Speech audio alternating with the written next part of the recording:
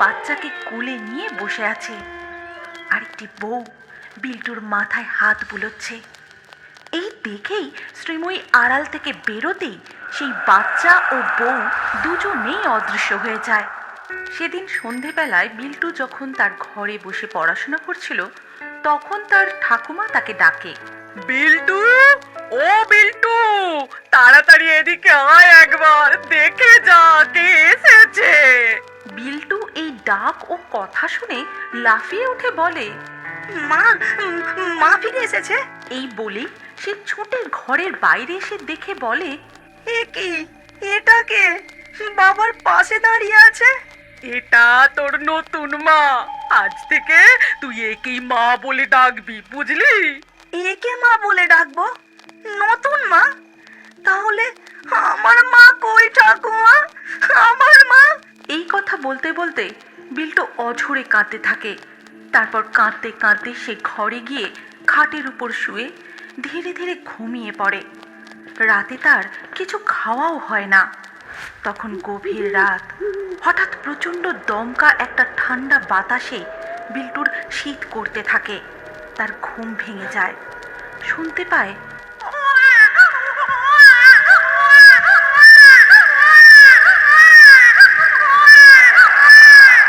বনু, এটা তো আমার বনু কাঁদছে। কিন্তু বনু কোথা থেকে কাঁদবে? ওকে তো চৌবাড়ির বাগানে। মা, দয়া করুন মা, এতটুকু শিশু জ্বরে গা পুড়ে যাচ্ছে, একটা ডাক্তারের ব্যবস্থা করুন মা। বেশি কথা বলো না তো বৌমা। শিশু শিশু তো কি হয়েছে? ও হলো মেয়ে সন্তান, মানে কই মাছের জান। কিচ্ছু হবে না। ওই মন্ত্র পড়া জল এনে দিয়েছি, ওটা খাইয়ে দাও। মা, বিল্টুর বাবাকে অন্তত একটা খবর পাঠানোর ব্যবস্থা করুন। দেখো, আমার ছেলে রোজগারের জন্য দেশের বাইরে গেছে, বেড়াতে যায়নি যে খবর দিলেই ছুটে আসবে। মেয়েকে বরং দুধ খাইয়ে ঘুম পাড়িয়ে দাও। আর সেই রাতেই বিল্টুর বোন একেবারেই ঘুমিয়ে পড়ল, চিরকালের জন্য। আর পরের দিন সকালে, ওগো, এ কি সর্বনাশ হলো গো আমাদের। এখন আমি কাঞ্চনকে কি জবাব দেব? না না, ওকে নিয়ে যেও না তোমরা, একটা ডাক্তার দেখালে ও ঠিক হয়ে যাবে। ওকে নিয়ে যেও না তোমরা, নিয়ে যেও না। তারপর সবাই মিলে ছোট্ট শিশুটির দেহ নিয়ে চৌবাড়ির বাগানে শেষকৃত্য সম্পন্ন করে, অর্থাৎ শিশুটির সমাধি দেওয়া হয়।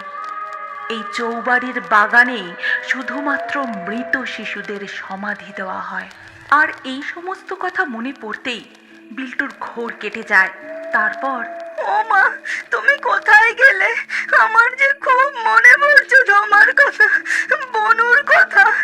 ও মা, ফিরে এসো না মা। বিল্টুর কান্নার শব্দ শুনে তার বাবা কাঞ্চন বিল্টুর ঘরে আসে। কিরে বিল্টু, মাঝরাতে এমন করে কাঁদছিস কেন?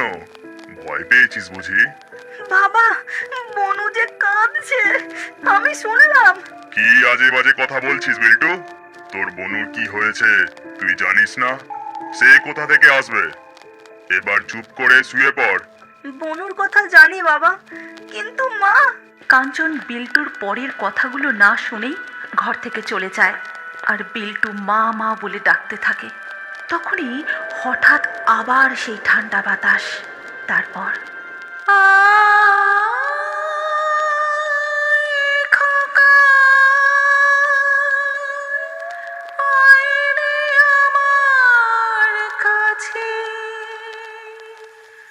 সবাই এখন ঘুমিয়ে আছে,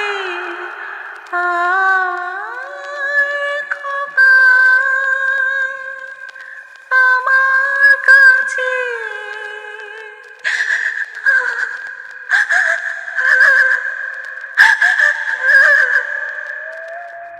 এই গান ও কান্নার শব্দ শুনে বিল্টু ছুটে ঘর থেকে বেরিয়ে যায়। পরের দিন সকালে সবাই বিল্টুকে খুঁজতে খুঁজতে গিয়ে পৌঁছায় সেই চৌবাড়ির বাগানে। ও কি রে বিল্টু, তুই রাতে বাড়ি ছেড়ে এই বাগানে এসে ঘুমোচ্ছিস? বলি, বনু বনু করে কি মাথাটা খারাপ হয়ে গেছে? কি করব বলো তো মা? মেয়েটা মারা যাবার পর কে কারো মাথা খারাপ হয়ে গিয়ে আজও সে নিরুদ্দেশ। এখন কি ছেলেটারও? খুব হয়েছে, এখন চল তো এখান থেকে। মা, আপনারা এগিয়ে চলুন, আমি বিল্টুকে নিয়ে আসছি। এরপর শ্রীময়ী এগিয়ে এসে বিল্টুর হাত ধরতেই একটা দমকা ঝড় ওঠে। তাড়াতাড়ি চলো বিল্টু, ঝড়ে গাছের ডাল ভেঙে পড়তে পারে। তারপর তারা তাড়াতাড়ি বাড়ি ফিরে আসে, আর বাড়ি ঢুকতেই বলছি মা শ্রীময়ী, তোমার গয়নাগুলো সব আমাকে দিয়ে দাও। আমার গয়না আপনাকে দিয়ে দেবো মানে? দেখো, দিনকাল তো ভালো নয়, তোমরা নতুন বিয়ে করেছো, এই এদিকে ওদিকে বেড়াতে যাবে, যদি সেই ফাঁকে ঘরে চোর ঢোকে। কিন্তু বেড়াতে যাওয়া তো দূর, কয়েকদিন পরেই কাঞ্চন কাজের জন্য আবারও অন্য দেশে চলে যায়। আর তারপরেই সেই রাতেই শ্রীময়ী নিজের ঘরে ঢুকে দেখে শাশুড়ি তার সমস্ত গয়না পরে। মা, আপনি এই সময় আমার খাটে শুয়ে আছেন, আপনার ঘরে ঘুমোতে যাবেন না? না বৌমা, আমি আজ এই খাটেই ঘুমোবো। আমার বিছানায় বড্ড ছাড় পোকা হয়েছে, তুমি বরং ওই মেঝেতে শুয়ে পড়ো। আমি মেঝেতে শোবো? হ্যাঁ, শোবে। আর বিল্টুকে ডেকে দাও, আমার পা টিপে দেবে। ওইটুকু ছেলে না ঘুমিয়ে এই সময় আপনার পা টিপে দেবে? যাও তো যাও, বেশি কথা বলো না। এদিকে তখন বিল্টুর ঘরে আবার সেই ঠান্ডা বাতাস বইতে থাকে। বিল্টু বিছানায় বসে সেই শিশুর কান্না ও গান শুনতে পায়। তারপর মা মা বলে কেঁদে উঠে চৌবাড়ির বাগানের দিকে ছুটতে থাকে। শ্রীময়ীও তার পিছু নিতে নিতে বলে, দাঁড়াও বিল্টু, ছোটো না, পড়ে যাবে, দাঁড়াও, কোথায় যাচ্ছ? কিন্তু বিল্টু দাঁড়ায় না, সে ছুটে চলে যায়। তারপর শ্রীময়ীও সেখানে পৌঁছায়, আর আড়াল থেকে দেখে বিল্টু একটি ছোট্ট বাচ্চাকে কোলে নিয়ে বসে আছে, আর একটি বউ বিল্টুর মাথায় হাত বুলোচ্ছে। এই দেখেই শ্রীময়ী আড়াল থেকে বেরোতেই সেই বাচ্চা ও বউ দুজনেই অদৃশ্য হয়ে যায়। তুমি এখানে কেন এসেছো? তোমার জন্য আমার মা বোন দুজনেই চলে গেল। তুমি পচা, খারাপ, খুব খারাপ। শান্ত হও বিল্টু, আমি তোমার কোনো ক্ষতি করব না। আমায় বলো, তোমার মা কোথায়?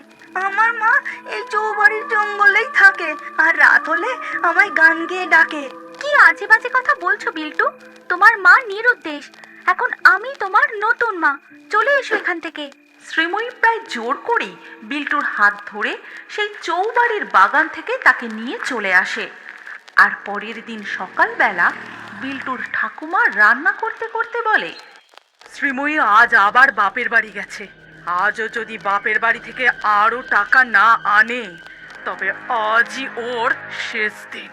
সেদিন শ্রীময়ী বেশ একটু দেরি করেই বাড়ি ফেরে।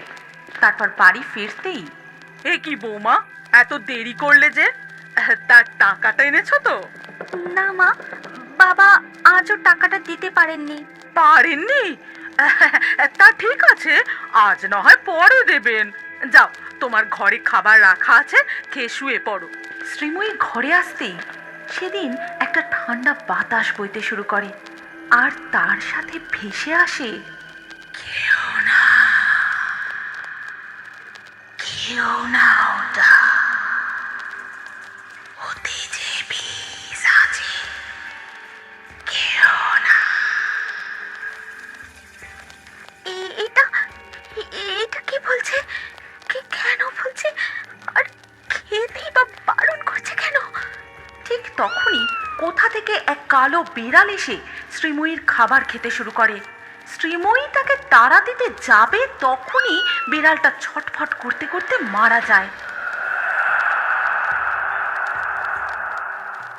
বিল্টু, বিল্টু, তাড়াতাড়ি ঘরে এসো। কি বলছো বন্ধু মা, ডাকছো কেন?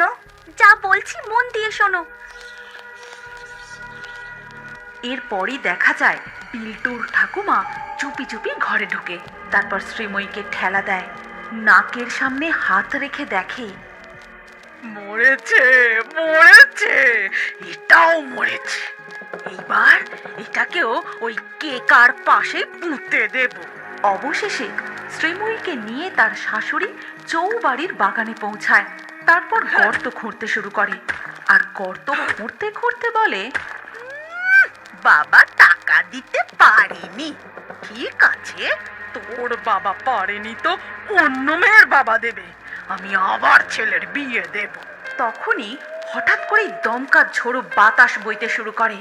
তারপরেই